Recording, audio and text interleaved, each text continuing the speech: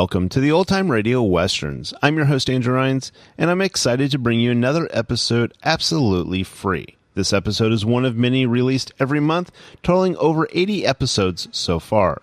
Each one is meticulously digitally restored and stored in the cloud for your convenience, a process that incurs costs. To help cover these expenses, you might hear some advertisements throughout the episode. While we do retain the original commercials for historical authenticity, you may also encounter modern ads, which help keep the lights on. If you prefer an ad-free experience, we offer a couple options. You can listen to the episodes on YouTube. You can also support us by becoming a patron on our Patreon page. For more information, go to otrwesterns.com/donate. Again, otrwesterns.com/donate. I do want to emphasize that we are committed to providing this content to you for free, but also we have to be transparent about the financial realities to bringing this to you. Now, let's get into this episode. This episode is going to be Gunsmoke. Original air date is August 24th, 1958. It's a reused strip replayed from the 1954 series, and the title is The Blacksmith. Let's get into it.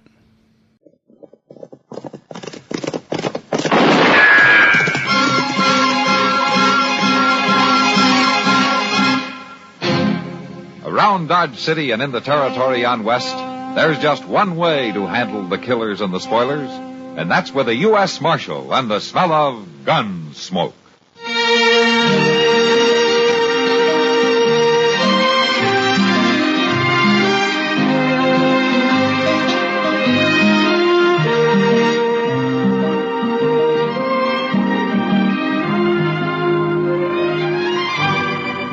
Gunsmoke, starring William Conrad, the story of the violence that moved west with young America, and the story of a man who moved with it. I'm that man, Matt Dillon, United States Marshal. The first man they look for and the last they want to meet. It's a chancy job, and it makes a man watchful and a little lonely.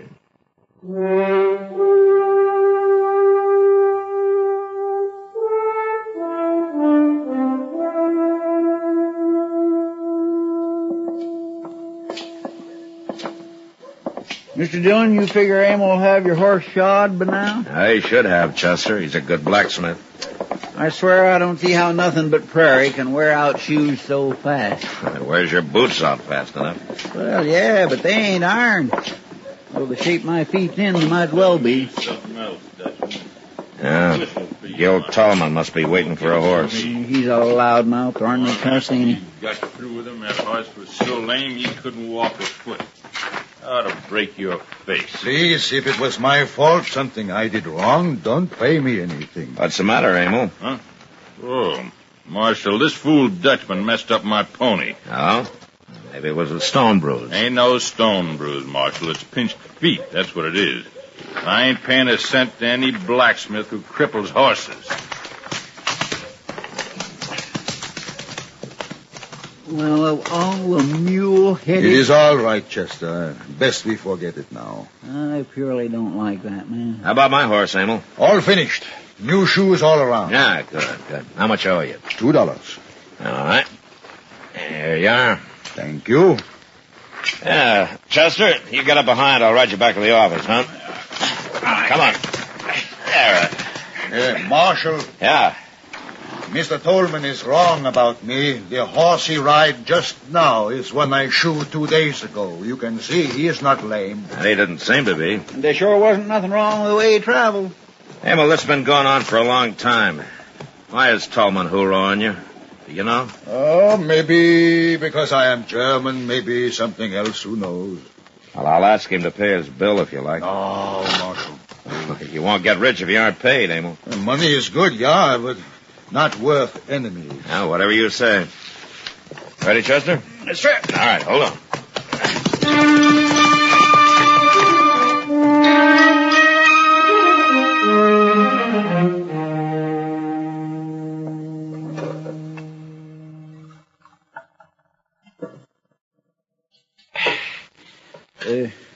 You want some coffee, Mr. Dillon? No, thanks, Chester. Say, you know what? Lily Langtry's going to be in here in a couple of weeks. Oh, how do you know? Well, Mr. Hipple over at the Opera House told me. And in case I don't get to see her, he's going to let me have one of them big picture posters. He is, huh? The Jersey Lily. My, I sure would like to be tall hog at that, tall. Hello, Mac. Chester? Hello, Doc. Hey, did you know Lily Langtry's going to be here? Did I know? Of course I did, Chester. Already paid Hipple for a chair. Oh, my. Well, that's all you two got to do, just sit around and talk? Things are kind of quiet, Doc. You know, we can't always have a few shot-up cowboys just to keep you busy. Besides, we're waiting for the evening stage. I could just get the loan of $1, but I could get to see the Lily. All right, Chester. Here. Oh, no, Here's a nothing like this. Now, will you be quiet? Mr. Dillon, Marshal Dillon. Oh, Amo. Well, come on in. Oh, yeah, well, hello, Emil. Hey, you're all dressed up, Emil. You got your Sunday clothes on. Yeah. I'm meeting stage. 5 o'clock. Oh, is that so? Got new wife coming. You got wife? Is right. Well, I didn't know you were married, Amo. Oh, no, not married yet. I will get married after she arrives. Well, who is it, Emil? Well, I am doing good now and want to have wife and children. But girls here in Dodge don't want Emil for husband, so I answer advertisement in St. Louis paper. An advertisement? What for? Advertisement says young German woman wants husband, so I write to the paper and say come to Dodge City, be wife of Emil Volheta. And she's coming on this evening's stage, huh? That is right. Well, what do you... Why, that's just fine. Yeah. It sure is, Amo. You got a place for her to stay? Yeah, I talked to Mr. Dobie at the Dodge House. She'll stay there until I get place ready behind my smithy. It's here. The stage is pulled up the other side of the plaza. Oh, well. Well, good luck, Amo. Marshal, you and Doc and Chester come too. What? Yeah, I want you to meet Gretchen. We'll be proud. Oh, good. Oh, the funny thing, for a blacksmith, I'm very weak.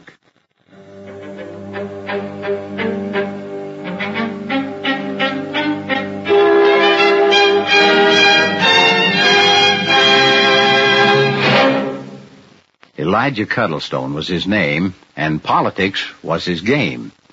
I'd like to quote him briefly, if I might. I don't care what my colleagues say. It's my constituents that count. Constituents, that is. The folks who put me in the office. Now, I'll filibuster for them. Filibuster, I say. I'll talk the issue into the ground. Into the dust, that is. I'll delay it till I fall from exhaustion. Till I collapse, I say. Well, that's how Elijah used the word filibuster. You know how it came to be a part of our political language? Well, here's the story. In the 17th century, the buccaneers who infested the West Indies and Spanish-American coast were called freebooters. Freebooter coming from the Dutch free, meaning free, and bout, meaning booty. Freebouter became filibustero to the Spanish, and to the English, filibuster. The word finally came to mean anyone waging an irregular warfare for his own gain. Now, a filibuster may be conducted by a congressman who speaks interminably to wage war or a delaying tactic against the legislation which he opposes.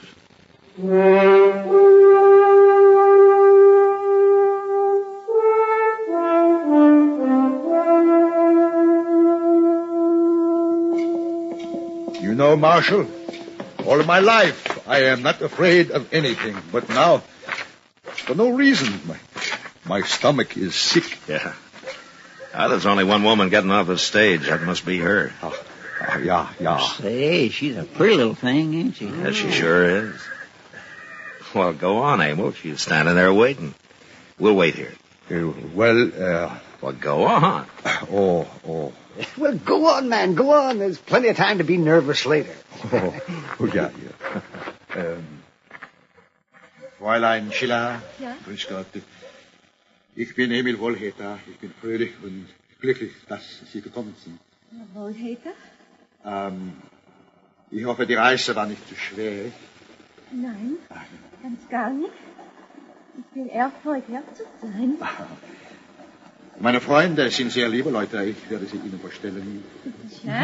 You wonder how they can understand each other talking that way? Oh, for heaven's sakes. Oh, you are You just do? serious. Oh, look, he's bringing her over. Sprechen Sie Englisch, Fräulein Gretchen? Ja, natürlich. Ach, gut. Marshal Dillon, gentlemen, Miss Gretchen Schiller. How do you do, gentlemen? Welcome to Dodge, Miss Schiller. Thank you, Marshal. I hope you'll be very happy here. Yeah, you sure got a fine man. Thank you. I know much about him already. We have written. Now, Marshal, I will take Gretchen to the hotel. Kommen Sie, Gretchen. Wir gehen jetzt. Well, she seems a little scared, doesn't she, man? Now, Doc, she took a big chance coming out here. Yeah. Well, come on, Matt. This is an excuse for some sort of a celebration. I'll buy a glass of rye. What? You too, Chester. Well, all right, Doc, since you're buying. You know, I was just thinking, she's so little and Emil so big, I sure hope he don't take it into his mind to beat her now. No. You know, Chester, Emil's about the gentlest man I've ever known. Besides, Chester, that men don't always beat their wives. Well, I know that, but some does. Sam, set out some glasses and a bottle of rye whiskey, please. All right, just see where he gets Now, it's Gil Tolman again, Mr. Dillon. Yeah. One of them furnaces is all we need around here, and now there's two. That's too many. Doc, you and Chester wait here, huh? We ought to tar and feather the both of them and send them on their way. That gal he brought out Tolman. here... How drunk are you? Ain't a man allowed to say what he thinks around Dodge no more, Marshal? Not when he's thinking the way you are. This is between Woolhater and me. There's nothing to do with the law. Why don't you drink up and get out and take Spooner and Willie here with you? Just a minute. You listen to me. All of you. Emil Woolhater's trying to mind his own business. If there's any trouble, I'll know who started it, and he'll go to jail. You saying you can lock me up? Tolman, if Emil Woolhater ever gets mad enough, he'll kill you with his bare hands. Now, you leave him and that girl alone. Girl. Why, she's probably nothing but a...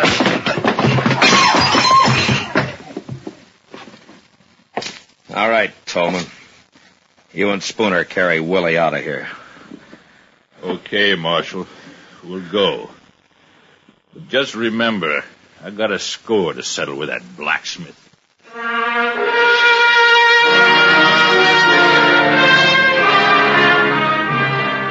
By the end of the next week, Emil Woolhater had finished fixing up the little room out behind his smithy. And the week after that, he married Gretchen Schiller. And on their wedding night, they made quite a picture. Standing there by the fire out behind the smithy, the great giant of a man and his little bride, smiling and happy. As somebody had brought a barrel of beer, and there were boiled eggs and pickled pig's feet and roast chicken and smoked beef.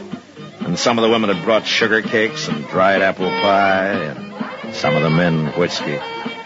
It was good fun until Tolman and his two friends arrived. Well, I didn't think he'd have the nerve to show up here, Mr. Dillon. Neither did I, Chester. Where is the dancing? Kindly drunk. Yeah, so are Willie and Spooner. Willie, you go find yourself a gal. Hey, you too, Spooner. Me, I got one waiting. I'm gonna dance with this little old gal. How about it, Mrs. Woolhater? Emil? Come on, gal, dance. He don't care. Emil?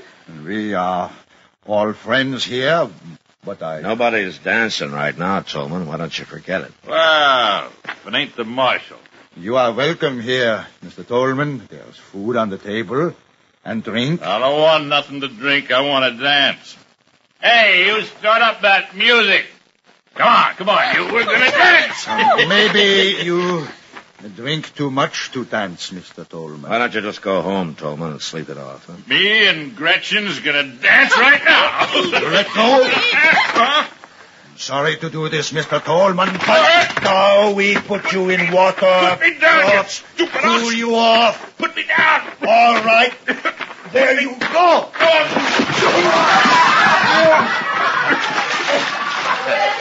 A little quiet him some, Emil. Well, It's better than hurting him, I think. You filthy Dutchman. Oh, I'll pay you back for that. Come on, Willie.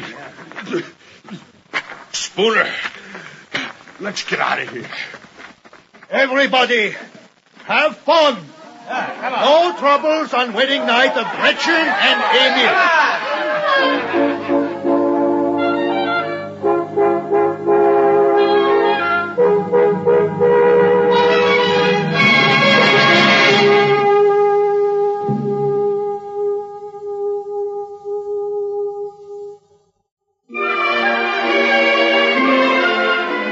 Hometowns in America have a lot in common, and yet they're each one of a kind. Take, for example, Washington, D.C. A native once quipped that the city's greatest import is tourists, and its greatest export is waste paper. No figures are available on the waste paper, but tourism in Washington increases each year. Of course, there are the monuments and shrines of our national government, but people come for more. They drive out Massachusetts Avenue to gaze at Embassy Row, or shop on fashionable Connecticut Avenue. In the summer, there are concerts at the Watergate and full-dress parades at the Marine Barracks. Out in Rock Creek Park, children return their Easter ducks to their natural habitat, releasing them in Pierce Mill Pond. In Georgetown, you can board the barges for an idyllic ride out the historic Chesapeake and Ohio Canal. Or, if you have to miss it all, the Beltway will whisk you around the district on Interstate 495. But if your hometown is Washington, you already know this. We only wanted to remind you. It's still there.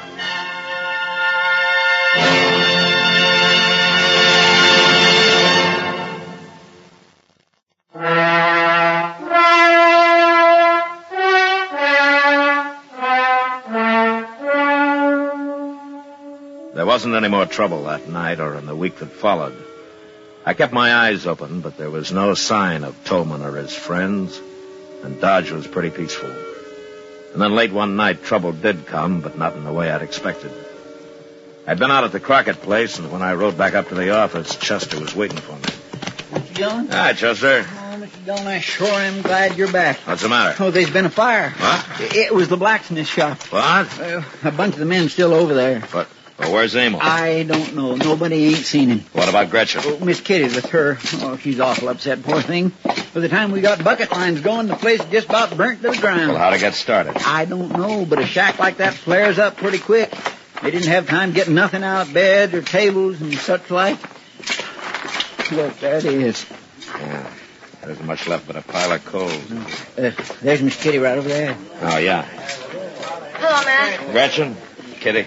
Oh, Marshall, he's gone. All gone. It's going to be all right, Miss Wolfetter. Kitty, why don't you take her over to your place? Huh? Oh, yeah, that's a good idea. You come with me, honey. Oh, no, I can't. Emil will be back. He will worry. Well, the marshal can tell him where you are. Well, where's your husband, Gretchen? He was called away. Well, when? A few hours ago, a man came for him. What man?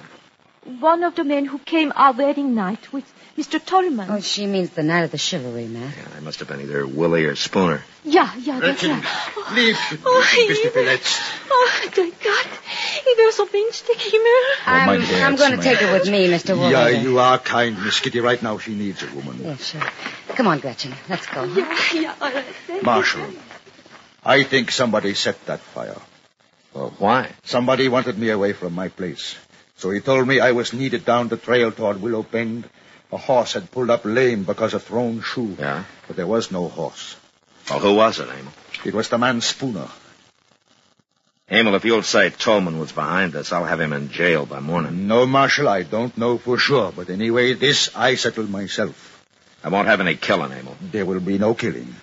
But for the first time, I am very angry. Not so much for me, but for little Gretchen. What are you going to do? I will wait. Next time I see Tolman, I will teach him lesson.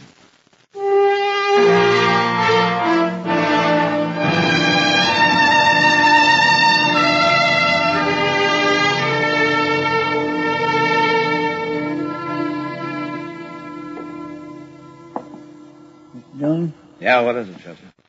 there's Joe Tolman coming. What? He's got Willie and Spooner with him. Now, come on, Chester. Let's step out onto the porch, huh? I think we might need a little fresh air. Yes, sir. Here.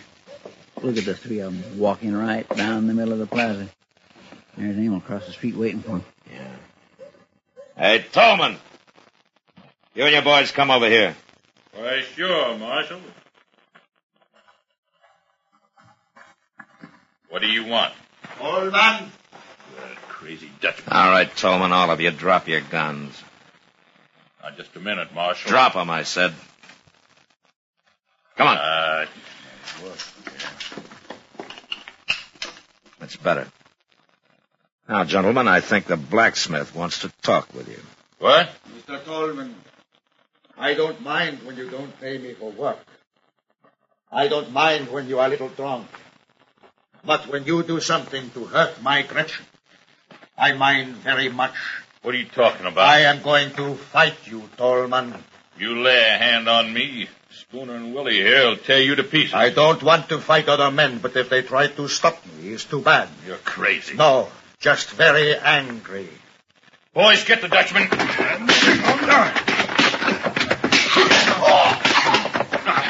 Mr. Dillon, wait. Stay out of it, Chester.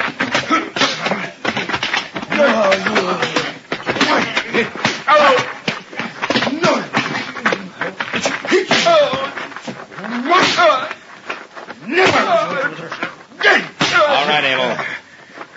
All right, Emil, that's enough. Stop it, Emil. Yeah. Chester, run up and get Doc. Huh? Right here, Matt. Yeah, I saw the whole game. Oh, my, what a beautiful fight. Oh, that was a beautiful thing. All right, some of you. There. Will you help Doc carry these three men up to his place? Yes, help me carry it. Just take him like that. Yes, with the feet. Yes, sir. Careful now, careful. Watch their heads against the stairs like that. That's right, boys. That's right. Get that man's face out of the dust there. My gracious alive, I never seen nothing like it. Emil, you want Doc to have a look at you? No. No worse than chewing Missouri Mule. No, Marshal. No, I go to Gretchen. It is time that we start building new home.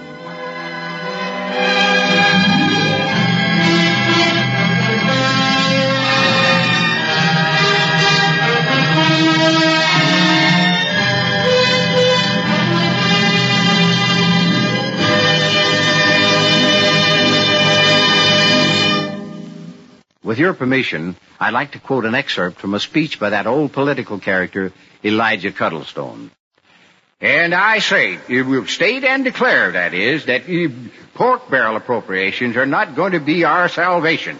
We must, I say, we have to get up on our hind legs. I mean, you stand up and fight for our own improvements. The pork barrel is for loafers. I mean, the greedy and the weak, that is. That term, pork barrel, you know what it means? Well, pork is fat, and fat for hundreds of years has meant plenty, abundance. Ye shall eat the fat of the land. About 100 years ago, in the halls of Congress, fat, meaning lucrative or rewarding, became pork. And about 50 years ago, when congressmen sought larger appropriations for such things as bridges, harbor or river improvements, public buildings, and so forth, to impress their constituents, they were accused of seeking pork barrel appropriations.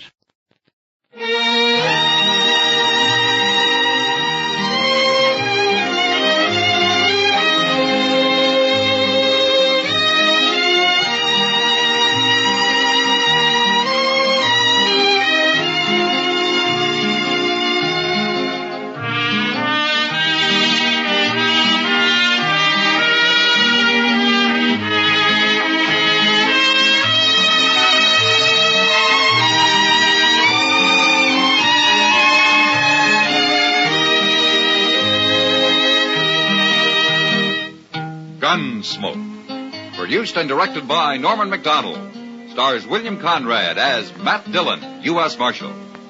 Featured in the cast were Parley Bear as Chester, Howard McNear as Doc, and Georgia Ellis as Kitty. George Walsh speaking. Join us again next week for another specially transcribed story on Gunsmoke. This is the United States Armed Forces Radio and Television Service.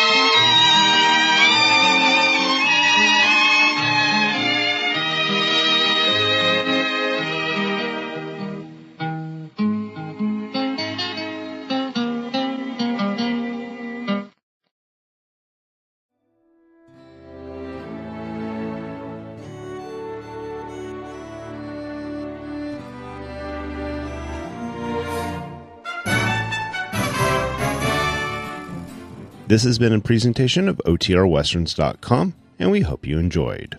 Please take some time to like and rate our shows in your favorite podcast application. Follow us on Facebook by going to OTRWesterns.com/Facebook. Subscribe to our YouTube channel by going to OTRWesterns.com/YouTube. And send us an email, podcast@OTRWesterns.com. You can call and leave us a voicemail, 707-986-8739. This episode is copyright under the Attribution Non-Commercial Share-alike copyright. For more information, go to OTRWesterns.com/copyright. Have a great day, and thanks for listening.